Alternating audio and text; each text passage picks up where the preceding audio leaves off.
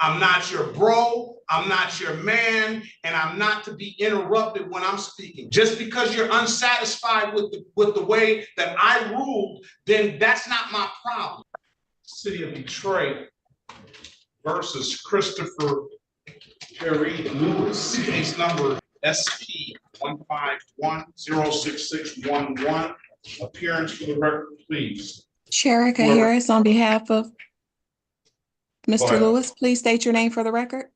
I don't have an attorney. I'm representing myself. I articulated that at the last hearing. Today is the date and time set for a ring on the bench warrant. I'm going to enter not guilty plea on his behalf. I'm going to give him a $0 bond.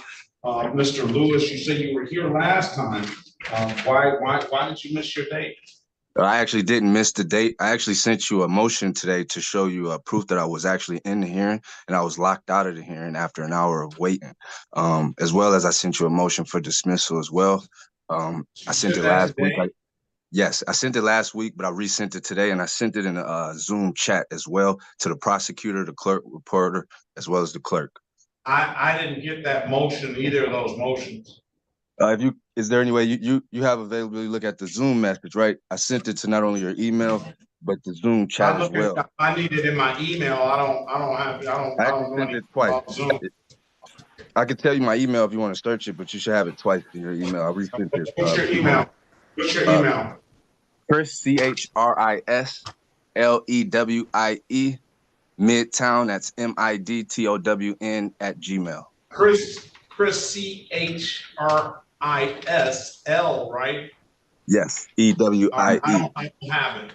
Okay, I'm resending it at the moment. I'm gonna put my email address in the chat and I'll put my email so you'll have it, and send that to me, and I'll have an opportunity to read that. I'll confirm that you sent. I'll wait to confirm that you sent it to me, and I'll give you a date. The next court date is going to be a pretrial date on May the 28th, 2024 at 8:30. You need to get a copy of that to the city attorney as well. I'm actually just sending it to the prosecutor as well. Daya Mason, is that her? Yes. Prosecutor? Yes, I did just send her an attachment. If she could send me a confirmation that she received it. Get it to her email address. So Mrs. Mason, you put your email address in the chat as well, so Mr. Lewis can get you a copy of that. I really appreciate that. File of that motion, of those motions that it has. All right. I'm going to wait on that. Once I confirm that you gave me that, I will recall the case. Let's go back on the record with Mr. Christopher Lewis. I have received this motion, and I read the first couple of lines of it, and that I'm not concerned necessarily about the March 18th incident. I don't know what happened on that day, but you are here now, so we'll move forward. Excuse me, sir. I heard you say that you only read the first couple lines. Is there any way we could possibly take another case until you get the chance to read the entire thing? It's only 2 pages. I'm not going to read this entire thing today. It's only like 3 paragraphs, the entire thing. The rest are just case sightings. All right, I'm gonna deny the motion. I will set the matter for. Is there any way I can get a written? Can I get a written articulation as to why you're denying the motion? I'm denying the motion because I would just appreciate a written excuse. Can I get a written articulation? I might give it to you in writing. Are we on record? Are we on record? We're on record. Okay. Is this court bound by the U.S. Constitution and Supreme Court rulings? Yes. Okay, you were denying my motion when I said that I had Fourth Amendment violations, and you're saying that you're denying my motion without looking into it or granting me a hearing to go over my motion, or giving me an articulation as to why, a written excuse as to why. I want to make sure that that's what you're saying to me. You're asking for a change of venue. I'm denying. I'm saying that no, there's a motion for dismissal, and I'm saying that you, as an Article 1 judge under the Commerce Clause, if you're not going to uphold my due process and my Fourth Amendment, I'm saying that maybe we could change venues where I could get a real judge. Okay, I'm denying a motion to dismiss. Okay, I'll set a trial date for you so you can be heard on that type of forum.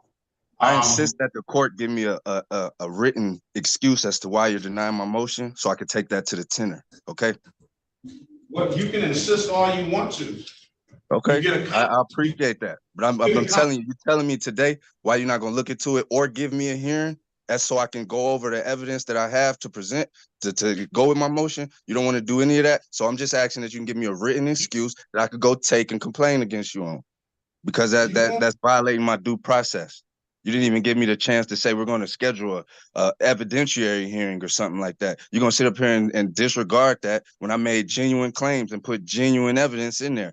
So at the end of the day, like I said, there's no crime. This is a fraudulent charge. There's no suspect. Y'all suspect me for no crime. There's no victim, no losses. Okay. And in a minute, it's going to be malicious prosecution. So I'm asking you to dismiss this charge or change the venue. And if you refuse to do that, I'm asking you for a written excuse so I can take it to the tenor, sir. That's what I'm telling you.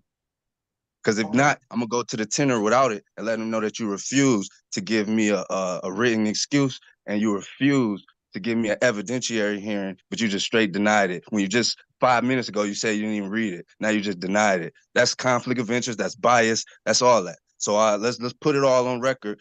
If you feel just as strongly as you feel, give me a written excuse. If not, let's change venue. Because you're an Article 1 judge under the Commerce Clause. This conflict of interest, you only here to make money, man. You know what I'm saying? It ain't no crime. Wait a minute. Ain't no victim or no loss, bro. I'm not your, listen, I'm not your man. Look, sir. Hey, sir, respectfully, you're an Article 1 judge under the Commerce Clause. You've been on the bench since what, 21? Couple years? You need to talk to somebody. I'm asking you to give me an evidentiary hearing to go over my motion for dismissal with the overwhelming evidence or change venue. Because if not, I'm going straight to the tenor right after this. And that's on you, sir. You had this. You did this. Oh, all right. Now I'll let you speak. Straight like that. No, that's all we need. I don't want to hear any more. All right, cool. It's cool. I appreciate it. This due process this is a due process violation. This is a due process violation right now. And the way y'all tried to railroad me when I was ready to argue my trial. I told you I was here to argue my trial. Y'all locked me out. Now you're trying to start the process over. They're not prepared to present a case. I'm telling you. They're not prepared to present an injured party. So what are we doing? Listen. Please do not say any more. You've already made your record. I've given you that opportunity. If you continue on, especially interrupting me while I'm talking, because I didn't interrupt you while you were talking. I'm not your bro, I'm not your man, and I'm not to be interrupted when I'm speaking. I gave you the respect and the right to speak. Just because you're unsatisfied with the way that I ruled, then that's not my problem. You take whatever. Wait a minute. Let me say it. You take whatever recourse that you feel that is necessary. Now, what I can do, Mr. Lewis, is I can set you a jury trial date. And at that jury trial date, you will have an opportunity to represent yourself or do whatever you want to do and put all your proofs on the record by a jury of your peers, and you can argue it that way, okay? I appreciate that, but I was still like a written. You order the transcript. You order the transcript. It's in the transcript. You asked me to read the couple of paragraphs that you made. Most of the paragraphs was referencing the incident on March 18th, as you and I'm not even debating or disputing it. I said I'm not concerned about March 18th or any missed date. I said that the most of what you're saying is in the it's not I'm not even going to hold you to that, but in paragraph 2. Moreover, I want to emphasize that the initial charge against me in this court is fraudulent. I don't know that to be the case. That's why I'm giving you an opportunity to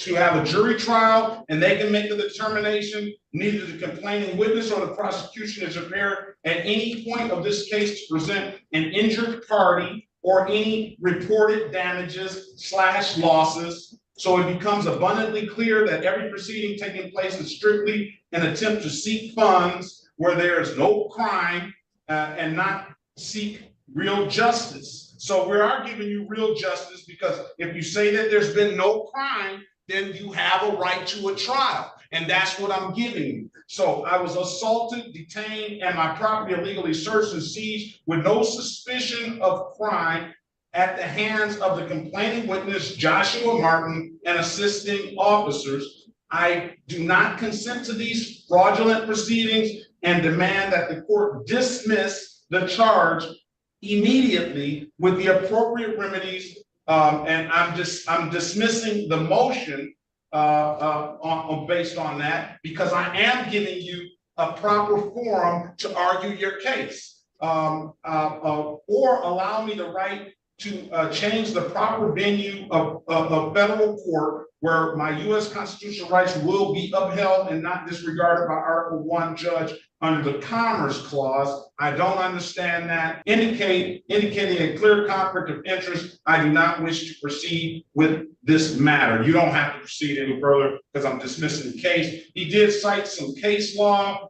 It was at Sherrar v. Cullen, 481 Federal 2nd 945. For a crime to exist, there must be an injured party, corpus delicti. There can be no sanction or penalty imposed on one because of the U.S. constitutional right. Louisville versus Motley, 211 U.S. 149, South 29 S period court CT 42. Any tribunal court finds absence of proof of jurisdiction over a person or subject matter, the case must be dismissed. The accuser bears the burden of proof beyond a reasonable doubt. All right, so I'm dismissing the motion. All right, and you can get a copy of that record on of what we just made by going through the proper channels of the court to get the court reporter to produce that record. I can't even get the court reporter to respond to my voice messages or you to respond to my emails, sir. The court reporter is not going to respond to your voice message. The court reporter is going to respond to you coming The 36th down. district told me to call her today, that I was locked out of my trial date. I had a scheduled trial. The court told me to call her that day, and I called her that day, and she still hasn't responded. So I'm trying to see if the court that you work for is trying to tell me how the appropriate channels, and then y'all doing it different in y'all court. What am I to do?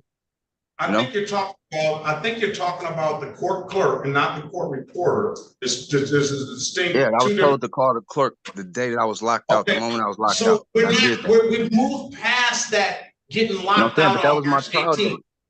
Yeah, so I'm giving you How soon can I get another trial date, sir? How soon can I get another trial date? That's what I'm asking. That's what we're trying to do now. A jury trial. A jury trial. I'm gonna let the jury of his peers hear what he has to say. July 23rd, 2024 at 9 a.m. July 23rd? Yeah, 2024 at 9 a.m. We'll have a final pretrial the day before. Why would we need a final pretrial? Why would we need a final pretrial? Because I said I wanted one. But that's how you protecting your interest. You protecting your interest, and you're gonna dismiss it on that day. So you're trying to play with me. You could dismiss it today, sir. You literally, but final pretrial 8:30. You are literally violating my due process. You can't even give me a written excuse, but you're going to all this whole. Mr. Lewis, I know you don't want counsel, but is it possible we could talk in a breakout? Excuse me, ma'am. I do. Excuse me, ma'am. I am in pro se. I'm in pro se. Go wherever you want to. Final pretrial of July 22nd. I am. Is going to be July 23rd. All the parties must appear on the final pretrial date, and the jury, and that can be on Zoom. And the next day, the jury trial date is in person. Have a very good day, Mr. Green. Best of luck to you. That's not my name.